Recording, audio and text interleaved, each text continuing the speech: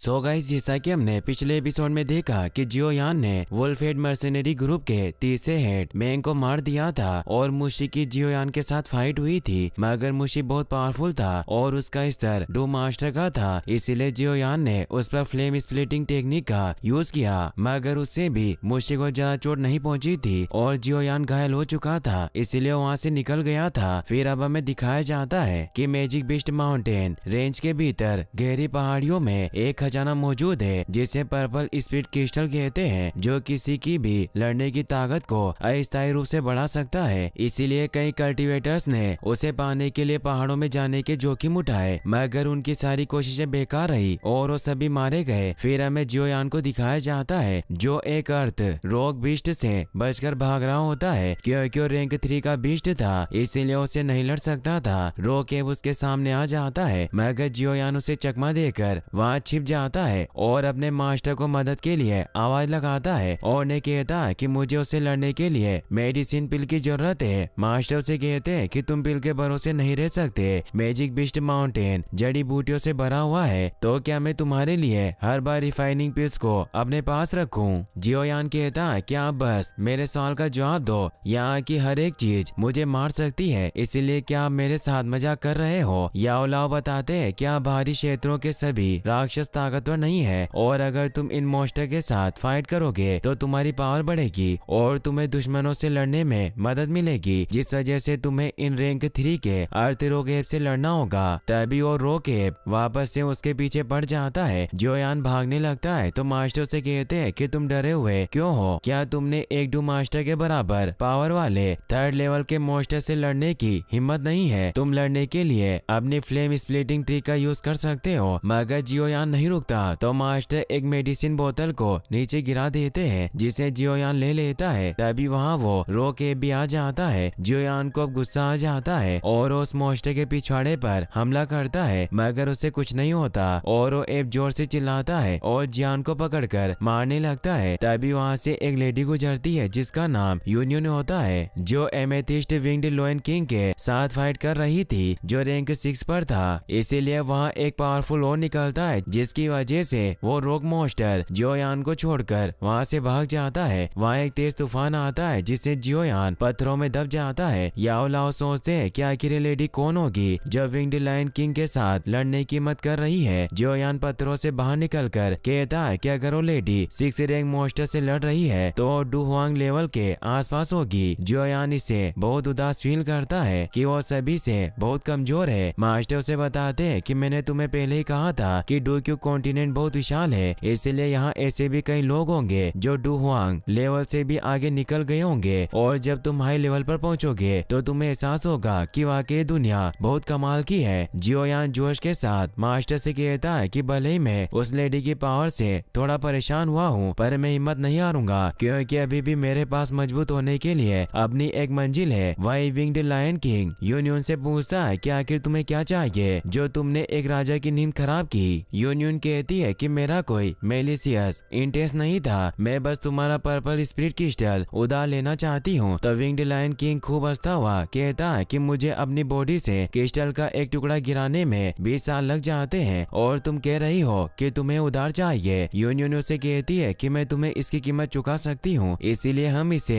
Exchange कर सकते हैं। विंग्ड लायन किंग कहता है कि मैं बॉडी ट्रांसफॉर्मेशन स्टेज में पहुंच गया हूँ, यदि तुम मुझे बॉडी ट्रांसफॉर्मेशन पिल दिला सकती हो तो हम ये सौदा कर सकते हैं। मगर यूनियन उसे कुछ नहीं कहती तो वो समझ जाता है कि उसे पिल नहीं दिलवा सकती, इसीलिए उसे कहता है कि तुम डू हुआंग स्तर पर हो, इसीलिए हमारी लड़ाई बहुत इनएविटेबल होगी, पर मैं तुम्हें इस मैजिकल बीस्ट माउंटेन से जिंदा लौटकर नहीं जाने दूंगा। वहीं जियो यान भी पहाड़ों के ऊपर उन दोनों की लड़ाई देखने आ जाता है। मास्टर जियो यान को बताते हैं कि विंग्ड लायन किंग में विकसित चेतना है, यानी कि उसकी बुद्धि और ज्ञान इंसानों के बराबर है, इसीलिए तुम्हारे पास ये बहुत अच्छा अवसर है दो स्ट्रॉन्ग कल्टीवेटर के बीच लड़ाई देखने का। साथ ही उसे ये भी बताते हैं कि विंग्ड लायन किंग उस लेडी को यहाँ से भागने नहीं देगा, क्योंकि वो हाई लेवल कल्टीवेटर्स को खाकर अपने स्तर को तेजी से बढ़ा सकता है। तभी यूनियन और विंग्ड लोएन किंग में लड़ाई स्टार्ट हो जाती है। उन दोनों की लड़ाई इतनी भयानक थी कि आसपास की सभी चीजें हिल रही थी। जियो यान मास्टर से पूछता है कि इनकी लड़ाई से जो पर्पल फ्लेम निकल रही है क्या उसे पावर सोर्स में बदला जा सकता है? मास्टर उसे बताते हैं कि वो पर्पल फ्लेम बीस्ट की बॉडी से पैदा होती है। स्वर्गीय फ्लेम की तुलना में बीस्ट फ्लेम्स को वश में करना कठिन होता है। जियोयान उनकी बात समझ जाता है। मास्टर उसे ये भी बताते हैं कि इस माउंटेन में बाकी के जो बीस्ट हैं वो कम से कम 3 लेवल के बीस्ट हैं, जिन्होंने भी कुछ मात्रा में